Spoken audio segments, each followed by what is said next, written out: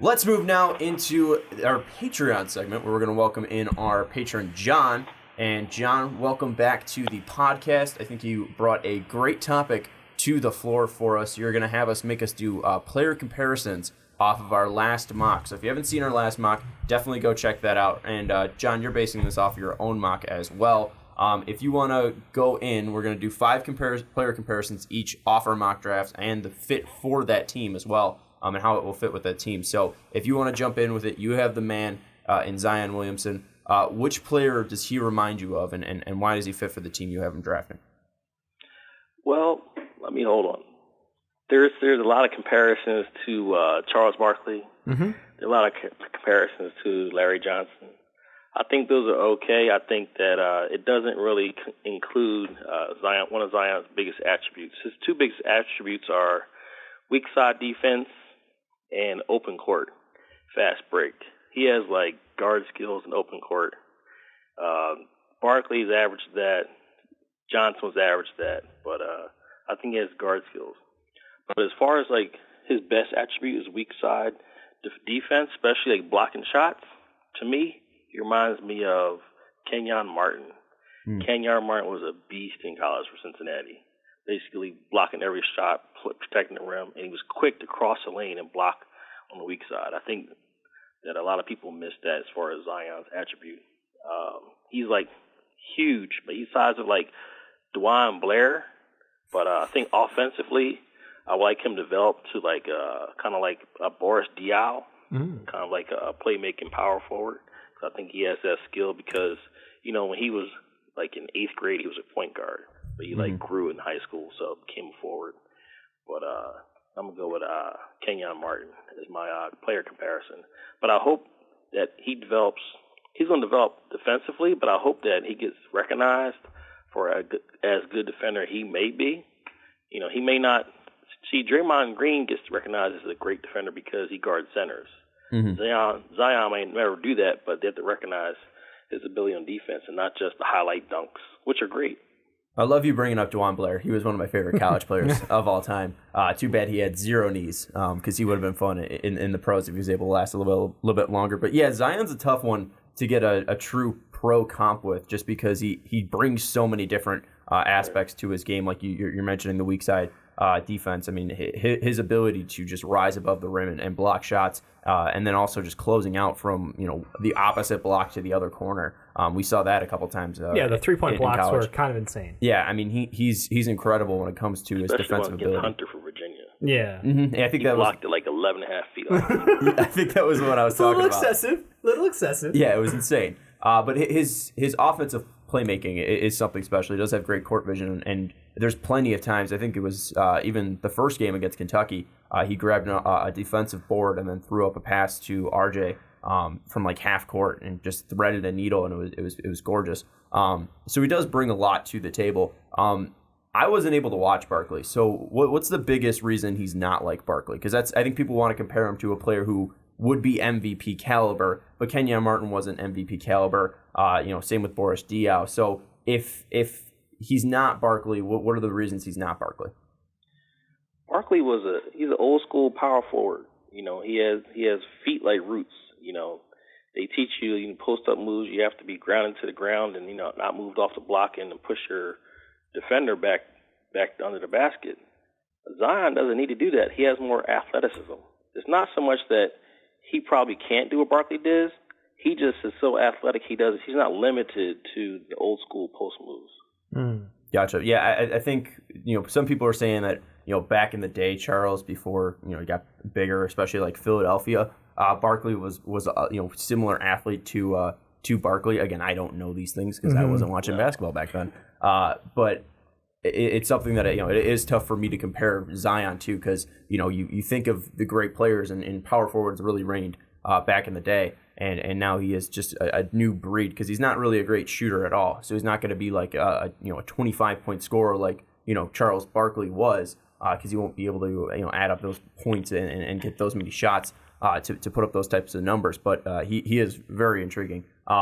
Let's move to the next one, and that's Ricky, RJ Barrett. Well, the thing before RJ, I just want to throw in really quick about Zion is the reason why with the whole Charles thing is we never expected Charles Barkley to be like, man, he's going to hit from the outside. Like John was saying, traditional power forward type. I mean, I was there in the Charles days, John. I was. You cut the back half of the career. A little bit born younger. in 1990. Yeah, but I still watched Charles Barkley. You were 3 when he won the MVP. Or like when 2. he won the MVP, but I saw Charles Barkley. I saw Rockets Charles Barkley. Wasn't the best Charles Barkley, but I still saw Charles Barkley. He was a top 10 pick.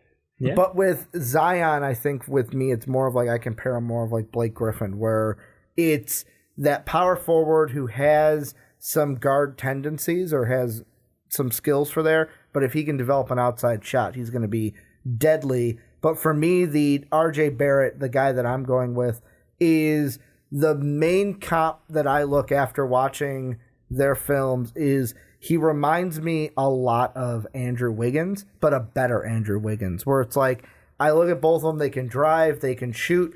My only worry is when I was seeing the Andrew Wiggins, I was like, let me see if that's true. And I was like, I don't want it to be Andrew Wiggins because of what we've seen of him in the NBA, but I feel like the mentality that he has for scoring might make him a better version of Wiggins in the NBA. Yeah, I mean, the Wiggins one's definitely interesting because, I mean, they're both Canadian as well, so that plays into a factor. And that obviously doesn't lead to anything actually on the court. But, Duke forwards who, Wiggins was Kansas, but, 6'7" forwards who were big scorers in college, both being Canadian as well. I think that the biggest thing is just if he does have that motor. It seems like RJ does have that motor. And I think even you looking at Wiggins in college, it didn't seem like he lacked a motor, really. It just came so natural to him was the difference. I mean, I don't know if it was the lack of effort, but his play made him look effortless out there.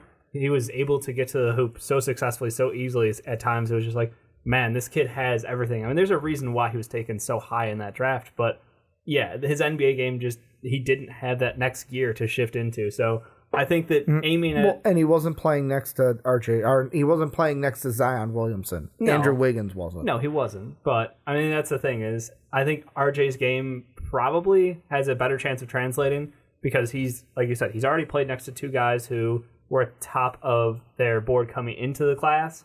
And then he was able to facilitate. He's able to get rebounds. He can score a couple levels. Like I like the comp. I just don't know, are you going to get what you saw out of him in college, or are you going to get what we see out of Andrew Wiggins now? A very inefficient shooter who is just lacking in an all-around game standpoint. And I think a big thing that Wiggins does is Wiggins relies too much on his athleticism, where he doesn't have that skills to actually create separation, where I think RJ has shown that time and time again that he does have that ability, at least skill-wise, to create space for himself in the paint. And then if he's able to do that on the outside and on the perimeter, that's going to lead to more success to him. I mean, the biggest thing with Wiggins is just his efficiency. I mean, he puts up numbers, he's just not efficient at all, which truly kills him. He's like least efficient volume scorer? Yeah, he's the. I think there was a video that just said he's the worst shooter in the NBA. But yeah, I think Wiggins definitely makes sense there, especially being a high pick.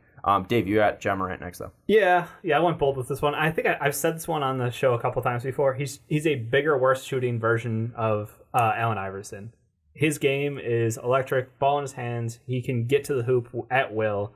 He's crafty in the air. He's able to pull in multiple defenders, but he's so unselfish. On the other hand, where I think that's a part of AI's game where he had moments, but his prerogative was always to go attack.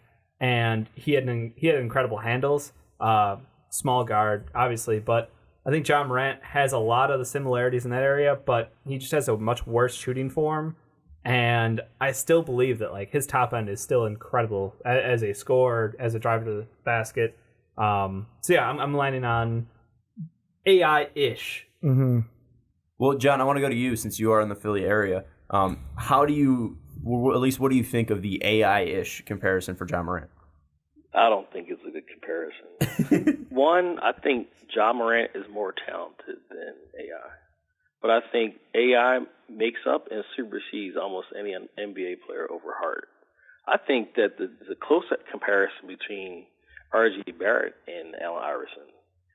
But as far as Iverson never really wanted to pass the ball. Yeah. John Morant has some point guard instincts, and he has better vision than Allen Iverson. But they're both athletic. John Morant's a little taller, but I hope John Morant is as good as Allen Iverson was. Yeah, I don't see Ja ever putting up near 30 in a season like AI did. Do you feel like he can do that, at least scoring-wise, Dave? At this point in the NBA, most guys don't put up 30 unless their name's James Harden. I think that he's a 20 to 25 point a game scorer. I don't think he's going to put up 30. No, but at the same time, AI played shooting guard. He didn't play point guard. He started off as point guard. John Morant, he'll play point guard in the NBA. Yeah, lead ball handler. Yep. I think their play style is similar. It's just he's unselfish, and I think he loves. AI wasn't unselfish. What? He shot 30 shots a night. That's not unselfish. Yeah. No, I'm talking about Ja. Oh, yeah, but AI was selfish. Yeah, that's what I'm saying. Like, he plays like AI does, except he's unselfish. He's a worse shooter, so it depends on his facilitation. Like, he draws in the same amount of attention from off-ball players, but instead of going for those difficult shots because he doesn't have that amazing stroke, he's able to dish out, and I think he honestly is looking to pass more. Like, a lot of people want to give him that like Rondo vibe of he's more of a guy who wants to rack up assists rather than scoring, and it's can he flip the switch and know he has to take over a game at this point. But I think that when you watch him in the air, when you watch him drive to the basket, a lot of the ways he actually gets up in the air and tries to navigate in the paint reminds me of Allen Iverson. Just he's a little bit bigger than him. All right. I think AI is definitely one that's going to be tough just because, when you're comparing them to all-time greats, it's always tough to actually hit on those. But at least, from play style-wise, not, career-wise, I think AI is definitely an intriguing one. We're going to move to mine next. It's going to be Darius Garland on Vanderbilt. I'm looking at a couple, and it's tough to fully flesh out a comparison for him since he only played 3 games in college, 4 or 5 games in college. Very, very small. 5 games was it, Dave? Yeah. He played 5 games for Vanderbilt this year. He put up 16.2 points per game, 2.6 assists, 3.8 boards, shooting 53.7% from the field, 47.8% from 3, and then 75% from the line.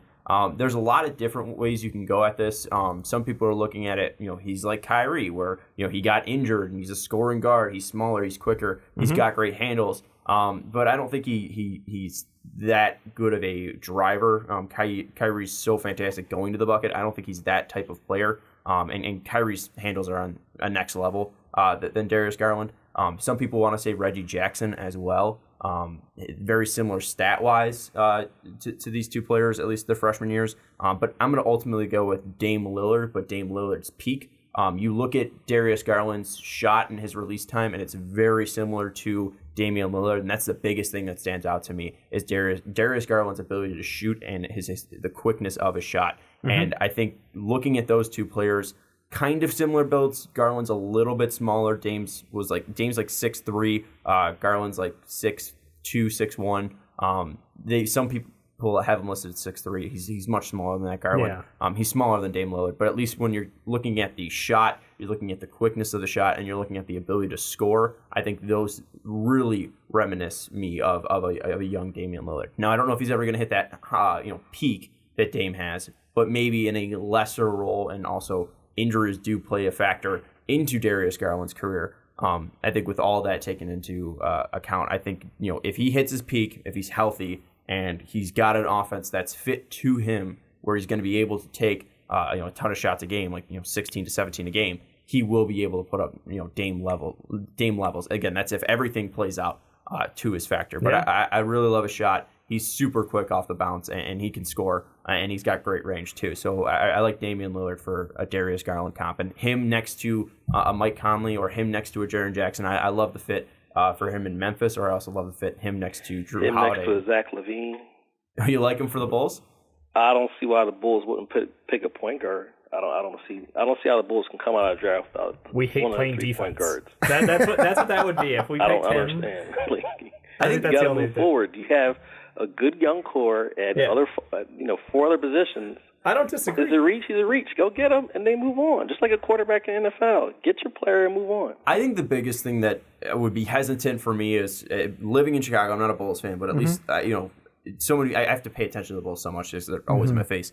The biggest thing that would worry me for Darius Garland going to the Bulls is I think he needs those shots, and I think he'll be taking away shots too often from Markkanen and from Zach LaVine. I don't know if it's going to be a fluid offense, and that would be the biggest thing that concerns me. They're going to pick somebody, so what's the alternative? With me, so you like a Reddish would be better than the Garland as far as Bulls moving forward and trying to win going to I would go BPA, whether you think that's a Culver, whether you think that's a Hunter, whether you think that is a Kobe White. But if you don't go Kobe, you're play a Hunter or Culver 16 minutes a game? Let's say I go... Because you're behind Otto Porter. Here's the thing, though. Hutchison. If I go with one of those two, the thing I would think of, and this is a guy that I'm going to have a player comp for later, with the 38th pick, I'd probably shoot for Carson Edwards there. And then, boom, I've got a backup behind Chris Dunn. And if Dunn is not my answer moving forward after this year, I treat that point... I kind of learn to, I'm going to kick that can down the road and then solve it. I don't know if we bring back D-Rose. That's something that we've talked about as well. But we don't need Hunter to take Garland there. And you're going to hope for 30 more picks to get another player. I mean, I don't know. If I have to trade up from 38, I can trade up from 38, but that's kind of what I look at. If you think Chris Dunn is salvageable, that's an opinion. I mean, it's not a popular one, but it's an opinion. And I think one thing that we have to look at is, yes, you're obviously going to be stacking up on forwards if you take Culver or Hunter, but that's still giving you depth. And a lot of these great teams, I mean, you look at Toronto, you look at Milwaukee, you look at Boston, they're built on depth. And that's what the NBA is going to. So if you have Darius Garland, if you have DeAndre Hunter or Jarrett Culver coming off the bench, who could play your 2 through 4, well, at least probably not the 4 for Culver, but I think Hunter could probably play the 4, at least the 3 and the 4 for Hunter, and then the 2 and the 3 for Culver. If you have that coming off your bench, that provides you so much versatility. You can move Zach LaVine to the 1 at points as well. With if you take a guy like DeAndre Hunter, it gives you so much size as well, and I think it's just going to make you so much versatile. And I think Chris Dunn can be used for one more season. And even if he doesn't play extremely well and he's not deserving of a huge contract, that does make it easier to bring him back if he does fit with this team. I think he just dealt with a lot of health issues, but when he's out there, he's at least doing what you need the Bulls point guard to do, and that is facilitate in my mind. I don't think you need a scorer like Darius Garland. I'm not too high on the pick of Kobe White, too. I think he's too much of a scorer as well. I think John Morant would be the perfect one because we talked about it earlier. He's not selfish. He's very unselfish. And I think what I've seen from Garland, what I've seen from Kobe White less of, but I look at those two players and I do see the scoring instinct first. And I think John Morant kind of has that, or that showed at Murray State just because he needed to be the guy there, where Kobe White was on a team with Luke May, Cam Johnson, Nasir Little. He was on a very near senior heavy team, or at least upperclassman team. And Darius Garland, he was kind of also in that same, I need to be the guy because Vanderbilt wasn't that great this year. But I look at him, I think they're too selfish of point guards, where Chris Dunn isn't selfish. He's very willing to pass the ball. He's very willing to pass up shots. Go ahead, John. Because he can't shoot. That's true. And he's not a perfect point guard, but I feel that Darius Garland is too much of a shooter.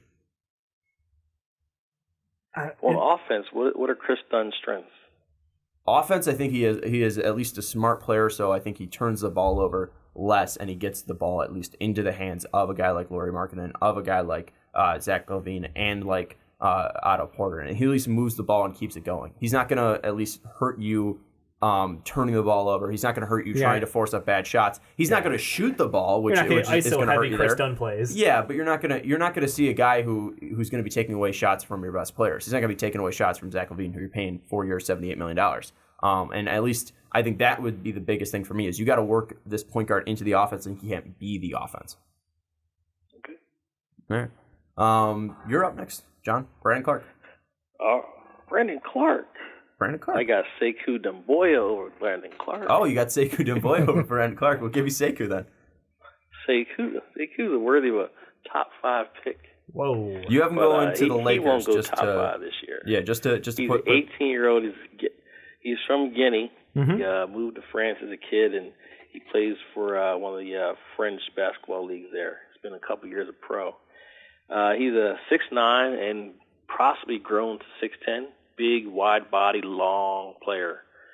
He has a lot of athleticism, very good energy.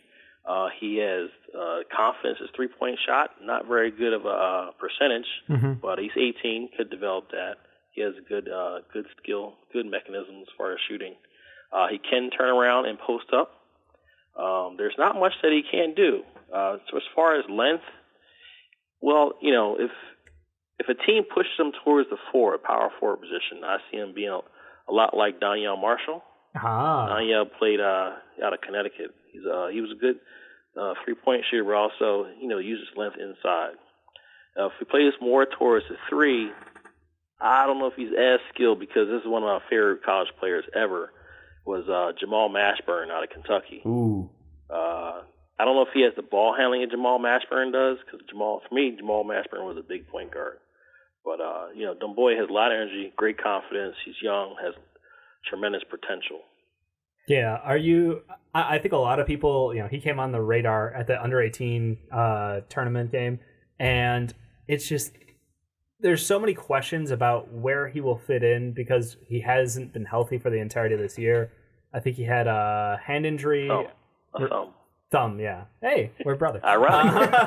I was like, I thought it was thumb, but I didn't want to risk it. But yeah, he had a thumb injury. I know that kind of threw off his playing time and shooting. But you think that because of his potential, he's worthy of like a top 5 pick in this class, just pure upside? Oh, I don't see a stretch 4 that has more potential than he does. He may not have the production, but he has that potential. Okay. All right, John. The one question I will follow up then with you is just because I see your mock and the people don't see it right now, but you have him going to the Lakers, and that's outside of your top 5. So why do you have him at least outside of your top 5? Is it just because of fit? You don't see him fitting with a team that's picking before the Lakers? Why do you have him falling to around 10 or 11? I think it's politics.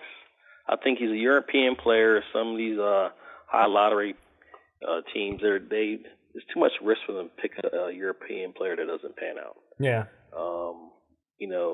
I think as far as fit, there's not a lot of teams in the top half that will want a power forward.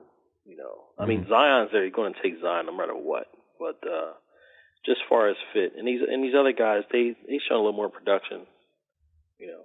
But they're also a little bit older, a little bit more playing time under their feet. So right. Yeah. Right. Now, I'm curious to get your take next time we come around to Brandon Clark on that. Yeah, I do like the Jamal Mashburn comparison though. I love Jamal Mashburn when he was with the Hornets. Really fun player to watch, and kind of before his time too. In those last 3 seasons when he was with the Hornets, 21 points per game, 6 boards, 5 assists for a guy who was 6'8", playing small forward. So kind of the first point forward, like you were saying. They're one of the, not the first, because obviously Magic Johnson was pretty much like a point forward. I know he played point guard, but 6'8".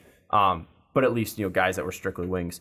Definitely an interesting comparison there for what I've Sekou. seen Sekou do that Jamal did a lot. Mm-hmm. He did like a soft drive to like the elbow and then turned around and backed his defender down. It's two different like rangy skill sets that not many players can do. Yeah. For sure. And That's Donyell, something that Ben Simmons is doing now against smaller point guards. Yeah, and also Donyell set the NBA record at the time for most threes in a game with the Chicago Bulls. The thing that I just want to throw out there with Sekou, that, and this is if, in my mind, if he reaches his ceiling or if he reaches like the ideal of what we want him to be at the next level, he could be a player kind of like Giannis, and I know people are going to freak out with that, but let me explain myself. Whereas he could be a guy that many people are like, hey, could be a top 5, but was maybe drafted 11 through 14, maybe 15, and people look back 4 years later and go, God, how was he drafted so low? How did he make it out of the top 5? Like, he could be that kind of a player if he is at the top end of what we want from him in the NBA. Well, and I think that's what that plays a lot into just Euro players in general. I mean, like Kristaps, when he was selected, people thought that was too high. Like there's ask Knicks fans. Yeah, I mean, and people, Luka was either he's the number 1 player or he's too slow because he's European. And there's a ton of things that just go into this. It's just that I think that Giannis was too raw. I think people kind of do look up the potential of them finally getting to an NBA weight room, them getting into an NBA culture, and how quickly they can accept that and how quickly they can grow in that. Definitely going to be interested to see what Sekou can do, though, because there have been a couple more highlights that have come out recently, and he's just looked better and better. So he's a guy that he might be rising up my board soon. Ricky, let's go to Cam Reddish. So with Cam Reddish, this is one that are probably going to make people raise their eyebrows, but Cam Reddish supporters, I think, are going to agree with me on this one. And this is if he gets to his ceiling and gets to the absolute top end of what he can be in the NBA. I think he could be a Paul George type of player, PG-13, where he's a guy that, like, if you look at his tape before coming to Duke, and even in the games early on at Duke, the good ones that he had, he can hit from the outside, mid-range, can drive into the basket. We all know that he can play defense as well. And kind of looking at the two, I see a little Paul George in that. The only question is, can he be consistent enough at the next level? And were the struggles that we saw this year because he was playing next to RJ and Zion and could not flourish? Was it like that plant that got covered up by the big tall trees and didn't get enough sun to grow, and that's the reason why we saw what we did? Or is it because there are some problems there, and he's going to be like the other comps that I've seen where there are some that said like Ben McLemore, and I was like, ugh, that's one where coming out there were people high on Ben McLemore. Ben had a better shot, I'm just saying. But, I mean, you look at how he panned out in the league, and it wasn't that great. So with me, I'm hoping more for that ceiling, and PG-13 is who I'm going with for Cam. It's lofty. Yeah, I mean, it's lofty. I mean, again, it's like the body that he needs to build into, and I think that Paul George is very smooth, where I don't really see that with Cam Reddish. I don't think he's as tightened as a prospect as we wish, but we're also watching a different Paul George. We're watching a guy who's been in the league for multiple years. So that's going to be definitely something different, but I'm not huge on Cam Reddish, and one thing that Paul George did do in college was produce, and Cam Reddish did. But you were talking about Cam Reddish in high school, so definitely going to be interesting to see how that plays out. Dave, let's move to you for your next one. Sure. My next player up is Bolden. Obviously, again, shortened season, much like Darius Garland, a guy who had insane offensive production to start the year. Obviously, the question was, is this sustainable? Probably not going to be able to sustain shooting, 50-something% from three for the season. But look, he has insane size. He has an incredible offensive touch. And I think that, the foot injury set aside, you have to look at him as a unicorn. He's in that category, and that's why it's like you can hope that he is a skinnier version of KP, basically, because KP much more physically built than he is frame-wise. Worst case is you're looking at like an upgraded, like an Uber Spencer Hawes. Like, no, seriously, like the worst case scenario for a healthy Bolden would be Spencer Hawes is huge though. It's a 7-footer who can shoot from the outside at a decent rate. I'm not comparing their frames. I'm saying from a play style similarity, like they could be used similarly. And I think that Bolden, just everybody wants to attack his defensive play, and I don't know that it's as bad as the comment sections or as that people are saying it is. When you watch them play at Oregon, yes, they were using zone defense. Yes, guys got past him, but it's not like he was the worst possible defender. He still went out there and had a couple blocks a game. I think that he has a lot to learn. He has a lot to grow into, and I think time will definitely improve his game. It just turns into, as he builds up muscle, as he builds up confidence in himself and his body, he's just incredibly dangerous. And I think that people want to overlook him because of that 1 foot injury. And I'm like, look at his career up to this point. He's been healthy. He's been playing basketball since he was like 4. You just have to be concerned with the fact that, yes, he's 7 feet tall, but guys come back from foot injuries, even bigger guys. It's okay. Yeah, John, I want to go to you on this because you do. I'm looking at your mock draft. You have him going 6 Bolden to the Wizards. Do you agree with Dave's comparison of a thinner KP or a guy who could be used like Spencer Hawes? Do you see that type of player, or do you see something more? What are you seeing, Bolden? No, I think it's good. I think players like Bolden and Zion, they're like one-off players, so they're hard to compare to. But I like the comparison. Spencer Hawes had a little more defensive IQ, but I think with Bolden, a lot of people they just don't trust. They lack hope. Bolden, he may be a Gauskas, he may be a Greg Oden, and have a Sam Bowie have a short career because of injuries. But outside of that, I mean, what are you supposed to do? You're 7'3", you shoot like a 2 guard. you block shots, but you have the width of a man who's like 5'5". Yeah. You know, he's the player who he is. You gotta allow him to be who he is. He's going to be he's going to be a center. He's going to draw attention to the 3-point line, which is going to take the defending center outside, which will leave some open driving lanes, which is great. I think that there's a chance that a team who needs a center. I haven't gone to the Wizards just because look at the Wizards. Yes. Opening night, they had talent, but they just didn't have any cohesiveness, any chemistry. They had John Wall, which is a bad apple to say the least. I don't want to get on hating on John Wall, but for me, the Wizards need something. They need something exotic. They have a lot of standard players. If they have like a Bowl to mix in with Thomas Bryant, I think that they can move forward with that. I'm on the same exact page as you. I think that he is he's a potential game changer because it's you build an identity around a player with a lot of these great teams. You look at the Bucks, you built around Giannis. Like he's a special player. He has the upper end talent, and I don't know that Bol will have that. But at the same time, the fact that he has the potential that puts him in that range on its own means he should be picked in that area. Well, and John, I want to ask you too, because you are a viewer. Did Dave talk you into Bol, or did you have this thought independent of Dave's mentioning of Bol to the Wizards? No, just watching the Warriors and look what Steph Curry does to defenses. He just gives open looks to other players. Instead of a guard being at the key, now you have the center at the key. Mm-hmm. The only thing that I want to add to what you said, Sean, is like it's easy to build around a player who's like a ball dominant player or a defender, like a center. But like Bol, for me, he's like an add-on piece because he won't have the ball in his hands a lot. They're going to have to kick out to him and just make shots, and he'll just have to develop as a defender. But no, Dave didn't sell him. The release of his 3-point shot sold me. Give me some credit, John. I laid out a great argument. What was that, about 2 months ago? You have to look at my old mocks. I've always had Bol pretty high. All right. So you stole from John, is what he's saying. Nah.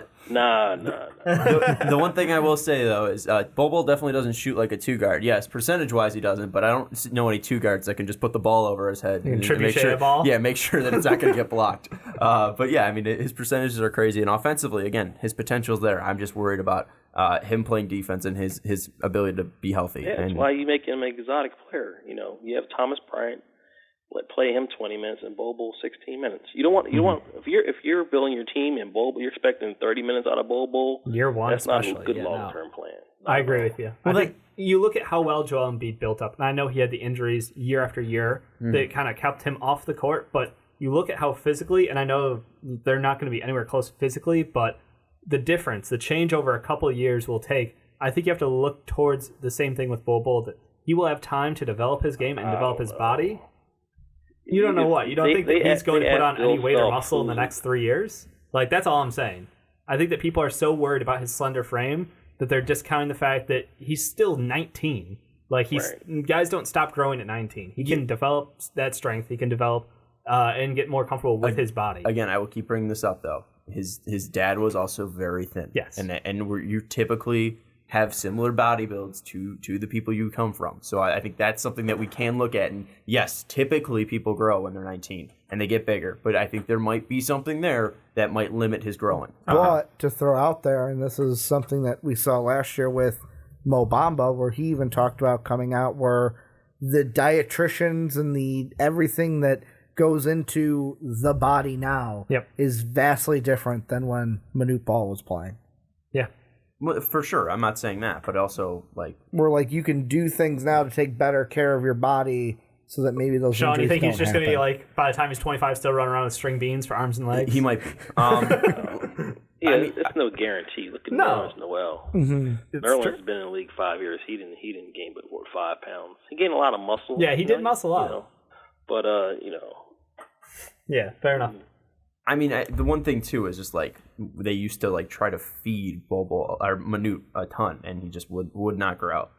So maybe they have better ideas of how to attack those bodies like this and make sure he builds up. But Bol's dad just could not lift weights. He was just he didn't have that body type to gain muscle. Nobody was really lifting weights too much back in the day. They were trying to make him because he was that small. No, I'm just saying, like, as an NBA, we've progressed to the point where we're super athletes. Sylvester Stallone, that dude was yoked. Of course that guy was in the weight room. I mean, NBA-wise. You didn't see yoked out guys on HGH like you do now. Larry Johnson. Okay, so we got one out of the 600. That. He was born like that. Bobo was also born like that. One guy who did blow up, his name is Kevin. Kevin Johnson? He was a power forward, 7-foot power forward for the Hawks. Oh, his last name. And these massive biceps. Sean's digging. What year? Digging. Do you remember? Oh, of course, the 90s. It's like that's your wheelhouse. I'll just look up 1995 Atlanta Hawks. Ken Norman? No, that's the boxer. I'm probably not gonna be any help here. We'll keep looking. I'll get you. Oh, later. Kevin Willis? Yes. Yeah, there you go. Yeah, Kevin Willis was yoked. He played for the Raptors. I didn't know he played for the Hawks though. Let's move on though, because this kind of ties into the Wizards thing. Something you said, John, was that the Wizards have very what's it called? They're a spread talent. The talent is spread across the positions. Yeah, and they have kind of normal players. Like they have typical players. They have guys that are just kind of standard players. I'm moving to PJ Washington, and the guy I'm comparing to is one of those standard players on the Wizards, is Jeff Green. I look at him, he's 6'8" forward, guy that can shoot from the outside, guy that can shoot from mid-range, a guy that can score when he has the ball in his hands, pretty decent passer, a decent defender, and I just look at him in PJ Washington, this last year, he was never consistently scoring. He would have 8 points, 3 points, then 25, 19, 19, and then 6, 8, 9, and then 29, and then 9, 11, and then 5, and then 15, and then 9 and 3, and then go on a run of double-digit points, and then go back all the way down to 9, and then 9 through 10, and then go all the way back up to 26, where Jeff Green was the same thing this year. 17 points, then 2, then 12, and then a run of double-digit points, then 4, then 2, then 8, then 6, then 7, and then 20, and then 13. So the inconsistency, and then also just their body frames and body types, I see a lot of Jeff Green in there because he's not majorly athletic, but Jeff Green's not majorly athletic, but he has times and spots where he does look super athletic out there. And there's times where Jeff Green looks like LeBron James.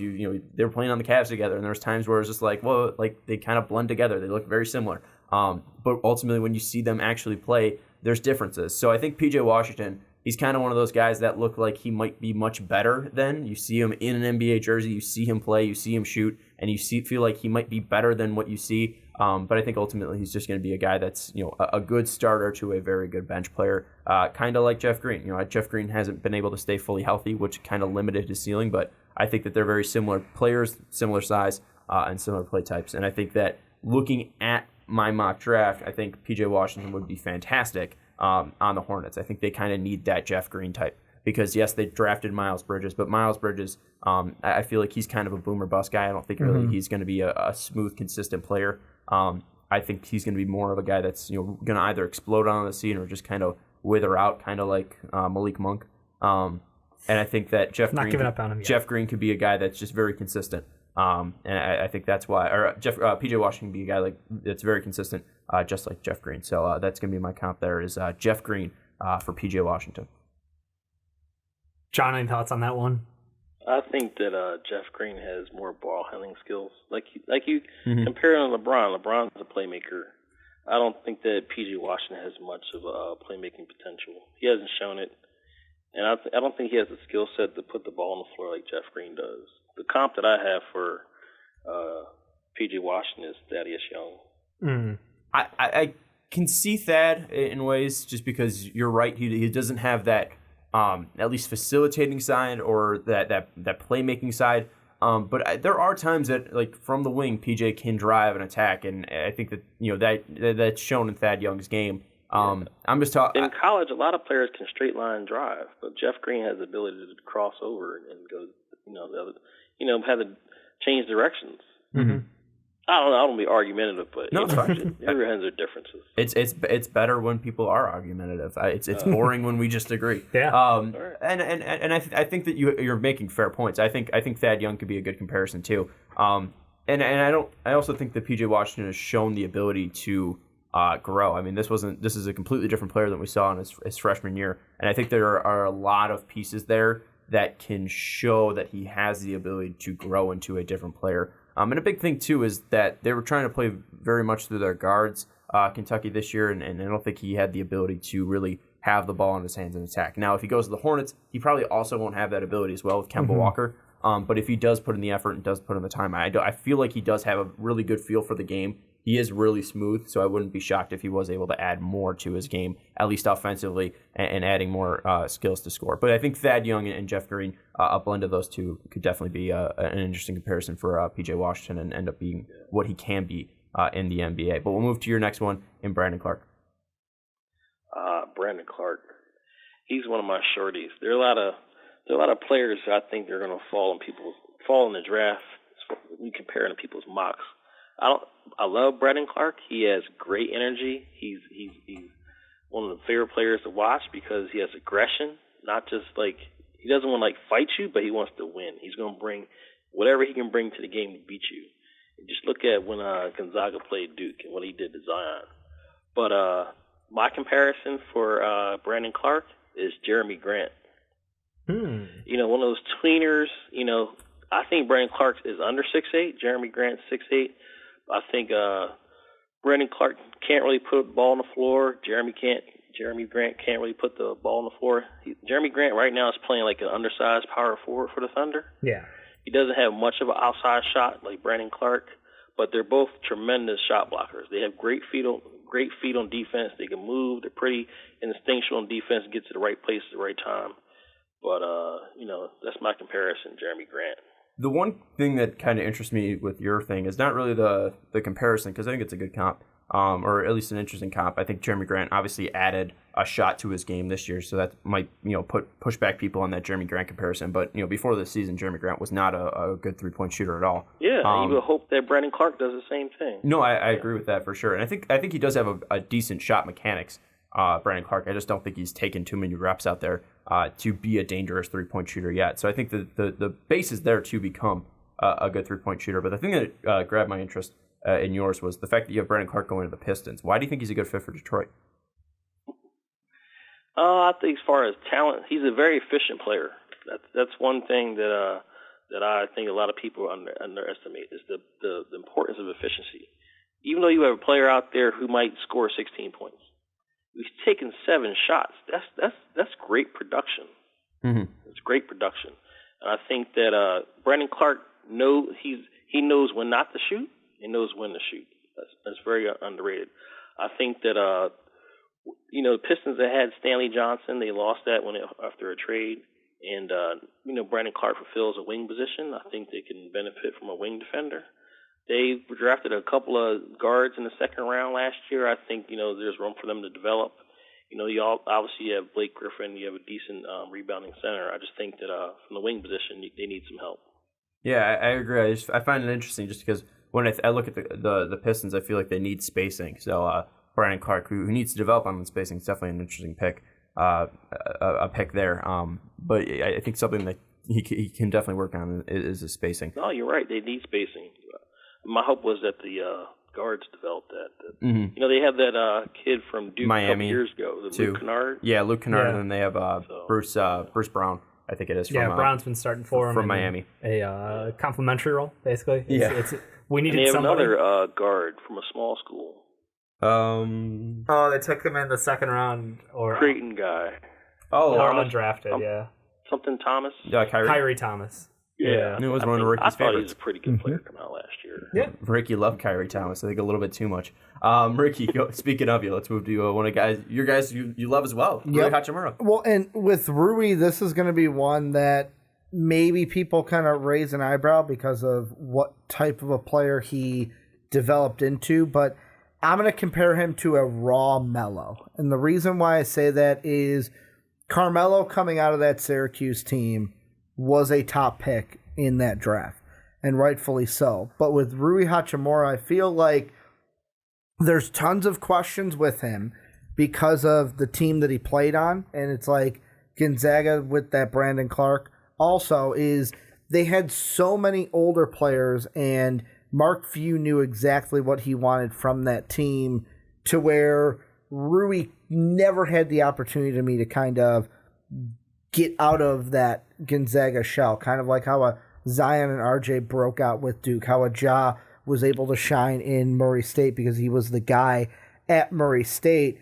But with Rui, he's a guy that even if you look at his, and I know it's reaching back about 5 years ago where he was on the under-17 FIBA for Japan, he shows a lot of shooting, driving, defense. And to me, the only question with him is his three-point shooting. Because, yes, if you look at the percentage this year, he shot 41% from beyond the arc, but he was only averaging 1-3 per game overall this season. And when I look at Melo early on, that rookie year with Denver, he shot 32% from three, but then after that, he dropped to like 26, 24, and 26, and really didn't add that 3-point to his game until those Nick days later in his career. So with Rui, I look at it more of like a raw Melo for what we maybe saw in New York, can be a guy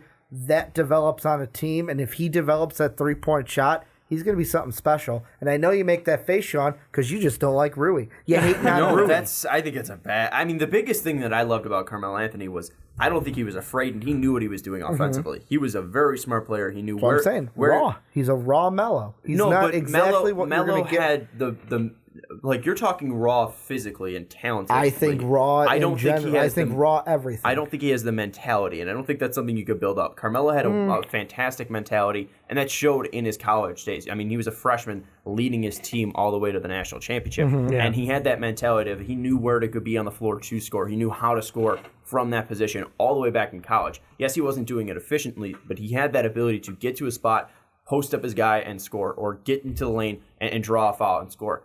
Rui, there are a lot of times, especially late in games, where he just doesn't know how to score, and he fires up bad shots. He rushes shots too often, and he doesn't know how to get the shots off. And with the right coach, I think you can fix that. I don't think so. I think that's mentality, and I don't think you can really fix mentality unless you're doing it consistently out there. And any bad shot or any bad game can immediately screw up his mentality, where I don't think Carmelo had that. I think Carmelo had that mentality of he knew how to score, and if he didn't score, well, it just didn't go in. I'm just going to do it again. I think Hachimura does get kind of shriveled up. He kind of does get scared. I don't think Melo had that. See, I think that's just something of a coach, and I'm not trying to bash Mark Few with this, but I think that's with the right coach in the NBA, giving him some confidence can really help him out. I disagree because Hachimura was a 3-year player. I mean, if you're the guy, you should be able to have that mentality, and I think that's just something you have or you don't. I mean, you have that ability to step up to the plate or don't. I don't think Hachimura has that. That's just me personally, though.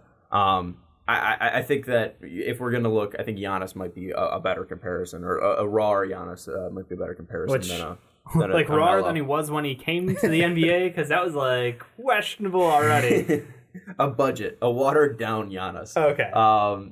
Let's move to your next one, though, Dave. Tyler Herro. Yeah, so I'm going with Tyler Herro. I love this kid shooting. He is one of the best pure shooters in this draft. Offensively, gifted player. Defensively, he can hold his own. I think a lot of it is going to be questionable as he needs to put on some additional size at the NBA level to keep up with guys.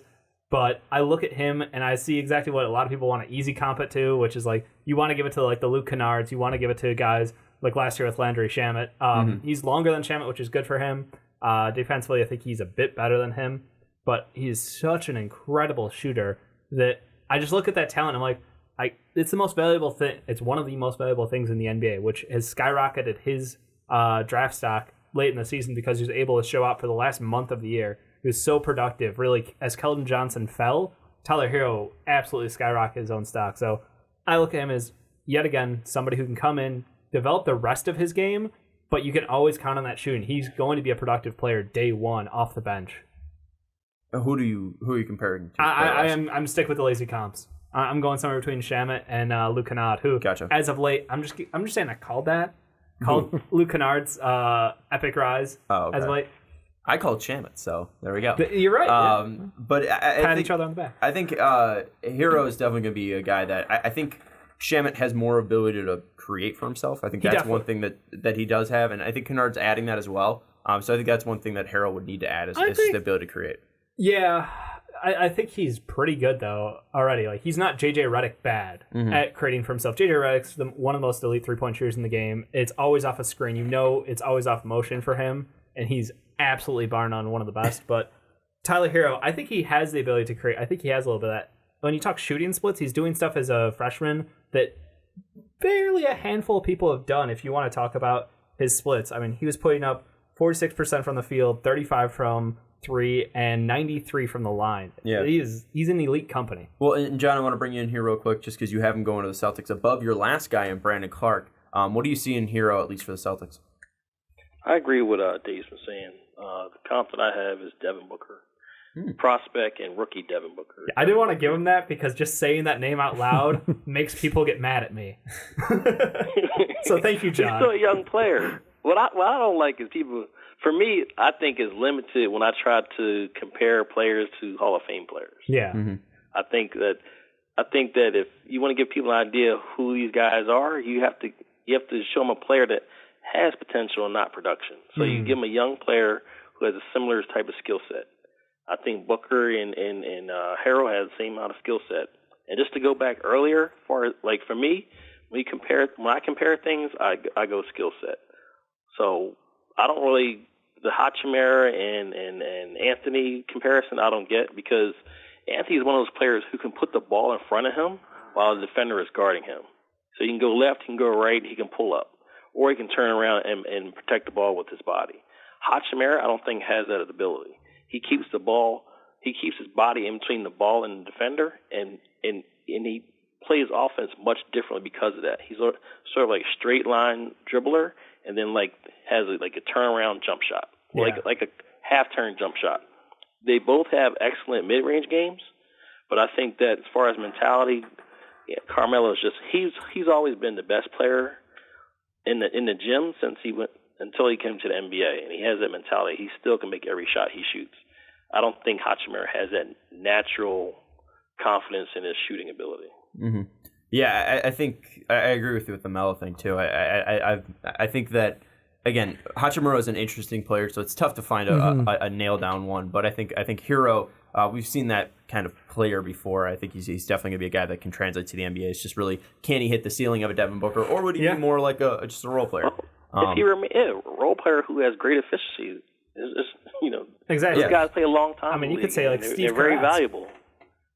Mm-hmm. Yeah, for sure. I mean, you said Steve Kerr-esque, and he had such a very long career, and one so of the best efficient. Players in the NBA. So efficient. Look at JJ Redick.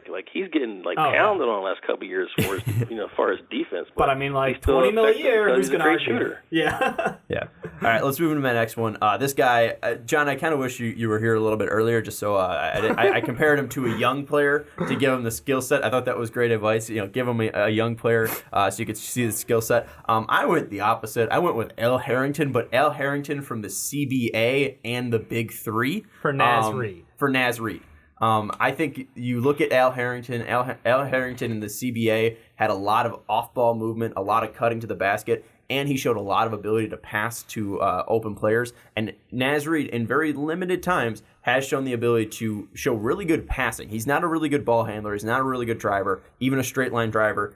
He's not good at attacking the basketball, dribbling it, and attacking. But when he does lose the ball, he's still able to gather himself, find an open guy, and make a really nice pass, a clean, crisp pass to his defender. And offensively, he's a guy that can post up like Al Harrington's doing right now in the Big Three, throwing up crazy shots, scoring buckets. And also Al Harrington back in CBA days, the Chinese Basketball Association, he was shooting threes. And Naz Reid can shoot. He can stroke it. So I'm going Naz Reid, Al Harrington, some CBA and Big Three stuff. He's a little bit more athletic than Al Harrington was back in those days and right now. But I'm going to go with Al Harrington, at least from the China Basketball Association and the Big Three days. Big into Naz Reid, though. John, I'm kind of upset that I don't see Naz Reid. I do see Naz Reid to the Thunder. The Thunder, he's there. All right. He's there. It's a great fit, right? Well, nobody's as high as you on Naz Reid. Yeah, that's I know. I'm giving him the Hall of Fame comparison of Al Harrington and the Chinese Basketball Association. No, I think it's a good comparison. I think that you see Naz. What I identified in Al Harrington and Naz Reid is Al Harrington always has superior talent. Yes. He didn't produce an NBA, and Naz Reid, he's just a freshman. But you can imagine him 3 more years playing for LSU, what he would do to the SEC in basketball. I'd be scared, John. Yes, he'd be knocking players into the stands. He just looks like that player, like if he really gets it and turns around, knows what he wants to do, he can explode to the basket. So for me, I give him a Rasheed Wallace. Ooh, okay. I think that the skill set you point out you think that Naz Reid has, I think is on point. I think the only thing that separates him and Sheed is just the fact that Sheed was ready to kill somebody, and Naz Reid doesn't have that. But at least skill set wise, yes. True, That's the biggest thing that's holding back Naz Reid is his motor. Well, Rasheed couldn't help himself. He came from Philadelphia. Yeah, for sure. And we're gonna change things up now, just for the last two. Just combine them. So, John, why don't you give us your last two, and Grant Williams and Darius Baisley? Just really quick. I just watched the Sixers Nets game. Yeah. For all your listeners, Sixers won. Yep. But Jared Dudley was jumping off the screen to me for Grant Williams. Oh. I think when we talked earlier, I think last month I had Clarence Weatherspoon from the old Sixers player. You really Grant did, Williams. yeah. But Jared Dudley, I see a lot of commonalities. But Jared Dudley today, I think he thinks he's a protectorate. Grant Williams is not that type of leader. Grant Williams is a positive leader, a lot like Ray Lewis was for the Baltimore Ravens. Yeah. I think he's a shorty. I think he's 6'4.5", 6'5"-ish, so he may slide in the... No, Grant's 6'7". Schofield's No, 6'5". he's listed at 6'7". We'll see. Yeah, everybody seems to think he's about 6'5". Okay. So we'll see. That one's going to be interesting. It's the opposite of Jarrett Culver? Yes. Everybody wants Jarrett Culver to be bigger. Everyone knows Grant Williams is smaller. He's like the Kevin Durant. Gotcha. And the other player, real quickly, McDaniels. I have Rudy Gay as his comp. A guy who has decent mid-range game, not much of a three-pointer. He has really good feet. He can be a help defender. That's what I got. Yeah, and I will say Jalen McDaniels, different than his brother Jaden McDaniels, a guy that we haven't talked too much about in the mock drafts.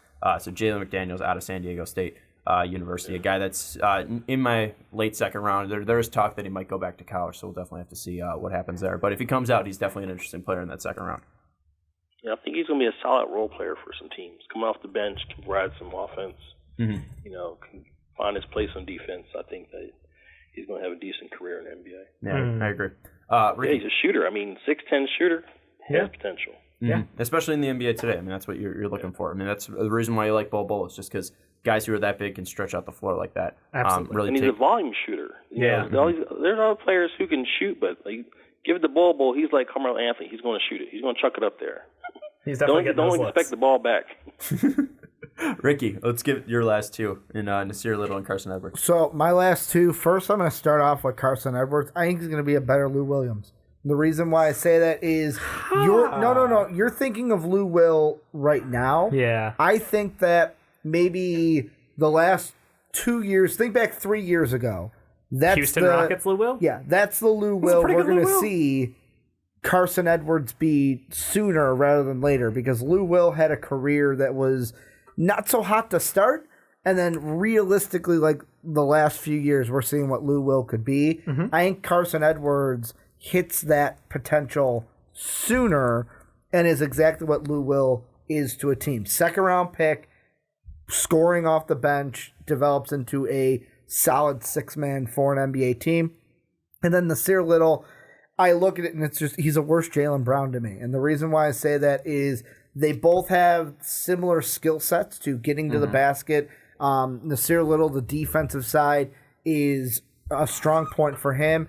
But it's just they were both guys that were inconsistent, and also both guys that we were all very negative on coming out into the draft. So Nasir Little probably prove us wrong like Jalen Brown did. Yeah, I think the one thing that we did take back a little bit too was the biggest thing that we overlooked, at least, was Jalen Brown's determination. He's also a very, very smart player. The rumors coming out that he was taking master's classes when he was a freshman at Cal. That's something that we really didn't talk about too much. Cal's no joke. Yeah, seriously. So he was a very smart player. And of course, Nasir Little went to UNC where they said the basketball players are the easiest classes possible. Yeah, they don't have to go to class. Yeah, they don't have to go. They let other students do that for them. So that's the one thing that might be a little bit of a take back there for why Nasir Little might not hit there. It's just because he doesn't have that determination that Jalen Brown is. But hey, what are we talking about? We don't know these guys yet. So maybe maybe Nasir Little hits the league and he flips the switch. So it'd be interesting to see. But Nasir Little, at least body wise, definitely I could see the comparison to Jalen Brown. Now, Dave, give us your last two. Kevin Porter Jr. and TH2. Sure. So I'm going to start with THT because I think he's a fun prospect because he's just a weird size combination, great wingspan to him. I liken him to a PJ Tucker. It's the little, he's smaller in height, but he can absolutely go up against larger guys. Defensively, I think there's a lot of room for THT to grow. Offensively, his game needs polish, but you look at his form, you look at what he can do, what he can bring to the table, and I think he can have a career similar to a PJ Tucker. Very valuable because PJ Tucker's got the basketball IQ at this point in his career, but coming early in his career, it was very much on his body. And then with Kevin Porter Jr., I hate doing this, but I agree with Kevin O'Connor in the JR comparison because it's like, this guy actually has just incredible. Like I wanted to be like, he's going to be a shitty version of James Harden, but at the same time, like that's sort of J.R. Smith. Like he can do some incredible things with his offensive game. If you watch his highlight reel, you're like, this guy's a top 5 pick. If you watch the whole game, you're like, there's a reason this guy's not a top 10 pick. Do we know his favorite kind of soup though? We don't yet. Okay. We do know that he has had some issues with his teammates. We've had some issues with his coach. So the soup thing might not be far away. So I love him from a top end potential, but he's got red flags everywhere. Yeah, and I think one thing that kind of intrigues me, at least with you, John, is seeing what's it called, Taylor Horton-Tucker to the Bulls. Why do you like him to the Bulls? Is it just because he's a Chicago kid? Talent. Yeah, I think that he's top 30. For me, he's a 30-35 player. I don't know about the PJ Tucker comparison. PJ's kind of like rock solid, and Horton-Tucker is a pudgy guy. He gets PJ played a lot of power forward early in his career, and I think Horton-Tucker is going to play a 2 guard. You think he's going to play 2 guard at 240, 250 range? I don't think he'll be 240 next year. That's what I'm saying. Like the way you were talking about earlier with the nutrition and with all these guys through their bodies. He's not dropping 30 pounds here. To lose weight than Bolden to gain weight. Okay, I won't disagree with you on that one. All right, let's move to my last two. I got Koga Patate, the center. The Serbian center from overseas. I have if Enes Kanter could also play defense and shoot the 3 ball. He's a super intriguing player, very quick. Like Enes Kanter, he can dribble like Enes too. Enes is very good at taking from the top of the key, dribbling and attacking. Yeah. He's very good at on trailing, getting the ball in his hands from like near the 3-point line and then driving in and attacking the bucket. Goga's very very good at that as well, but he also can do that just on the defensive side. He's very good at weak side blocks. He's very good at just bodying up a guy trying to drive as well and stuffing shots. Goga's a very smart player. And I think just if Kanter could play defense, you would see Koga Patate. So it's a guy that it will be definitely very intriguing because he is a modern day 5 who can shoot the 3. So if he's, I have him a little bit lower, kind of like what you said a little bit earlier, John, with Sekou. There is that European bias. I don't think he's going to be taken that high. I feel like he's got such a solid floor, like one of the best in this draft class, probably. But talent-wise, it's all there, and he's extremely gifted. And the I last have guy, Loge because of fit. Fit, okay. Yeah, centers are tricky. Yeah, that's. I mean, not a lot of teams need center outside of the Hawks, and I don't think the Hawks are going to go after a guy like Goga. A lot of centers have been coming to the league the last couple of years. It's true. Yeah, and a lot of times you can get by with the just another guy. Pick somebody up in free agency for a year or two, keep on moving. It's not one of those positions where the top end guys massively impactful, but everybody else, you get by. And my last guy's going to be KZ Akpala from Stanford. I'm going to go with an offensive Tayshaun Prince because Tayshaun was an elite defender. But at least when you're looking... Thank you. When you're looking strictly offensively, guys that can put the ball on the floor, guys that can attack, guys that can move the ball as well, and guys that can score. And one thing that I think KZ's going to need to do is just improve shooting-wise. And Tayshaun was a decent free throw shooter. I think that's something that KZ's going to need to build up on. But that's something that, is something that you can put work into and He's become in the a better project free throw shooter. Yeah. So I think if we're talking strictly offense, I think he looks like Tayshaun Prince. But Tayshaun was an elite defender, so that was the reason why he stayed in the league for so long. But that's going to do it. for our comps. John, we want to thank you for coming on. Your mock draft is really intriguing, and you got all 60 picks in there too, which I like. You didn't skip out on your picks, and you didn't skip out of your cops, which we appreciate, and we can't wait to have you on in May. Okay, it's been a lot of fun. All right. A lot of fun, guys. Thanks a lot. Thanks, John.